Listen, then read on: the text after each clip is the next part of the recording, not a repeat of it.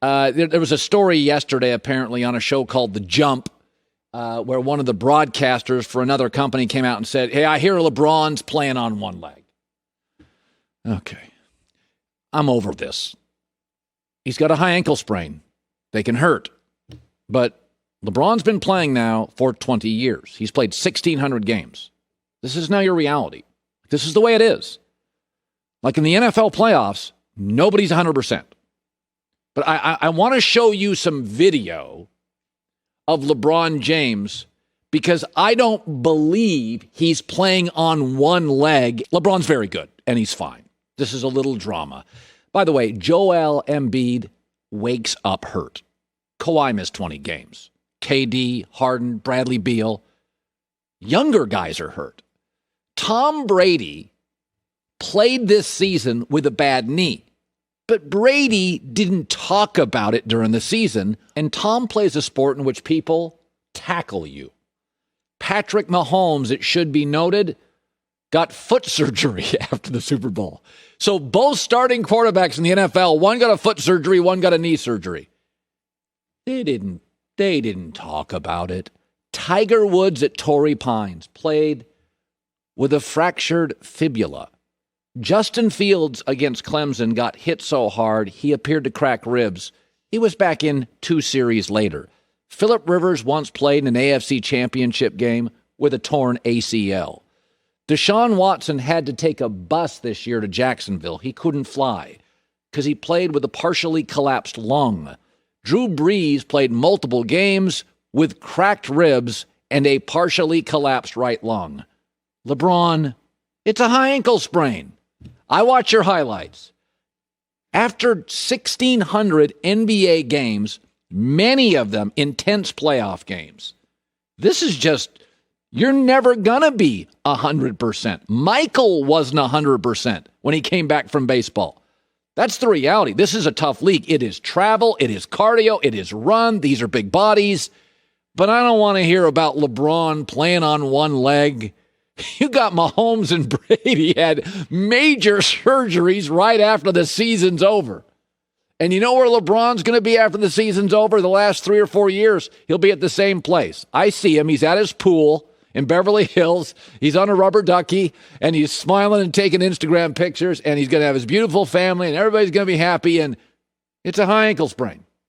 Joel Embiid wakes up hurt. Russell Westbrook is now 32. He's played over 1,000 games. He is not as relentless as he used to be. He admits some nights he just does not have juice, like the other night. He admitted it. I just didn't have any juice.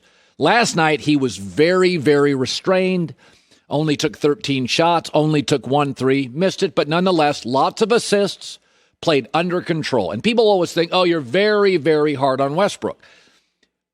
But the good and the bad of getting older is I've seen everything. Not once or twice. I've seen everything 10 times. Westbrook is Stevie Francis and Allen Iverson and Stephen Marbury and Derrick Rose. And it always ended poorly. For hyper-athletic point guards who aren't natural shooters, who tend to be shoot first, ask questions later, it always ends poorly. Stevie Francis at the end played in China.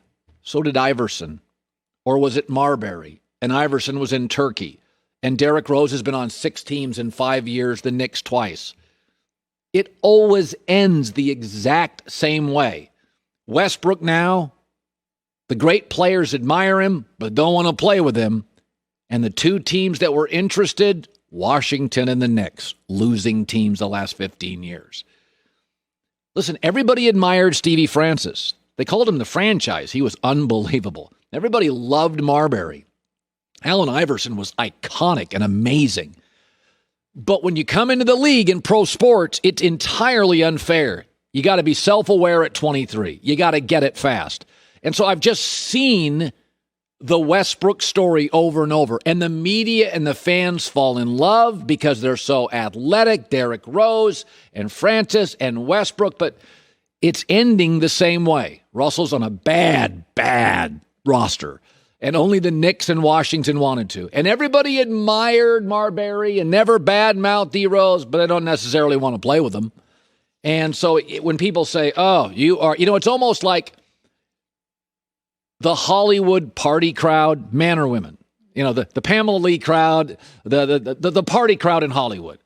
Oh, they're on People magazine. It's the Lindsay Lohan crowd at 20s. And then by like mid-30s, they're burnt out. Nobody wants to work with them. They're kind of hacky. They're not on the magazines. They're desperate. They're B-listers. Like, it always ends the same Tom Hanks was never the party boy.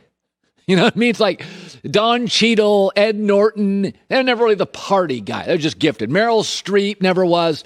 The Hollywood party set, it always ends the exact same way. Every single time. And the hyper-athletic point guard, shoot first, ask questions later, best friends the basketball. It always ends the same way. And Westbrook's ending the same way. The good teams don't want him. He doesn't quite have the relentlessness. By the way, he's played over 1,000 games. I mean, you can only jump that high and be that fast for so long. Everybody's human. You see it now with LeBron. He gets hurt more. Hi, everybody. Thanks for watching. Subscribe here to get the latest from the show. Also, be sure to check out more of the best clips from The Herd or go watch a few segments from other shows on FS1.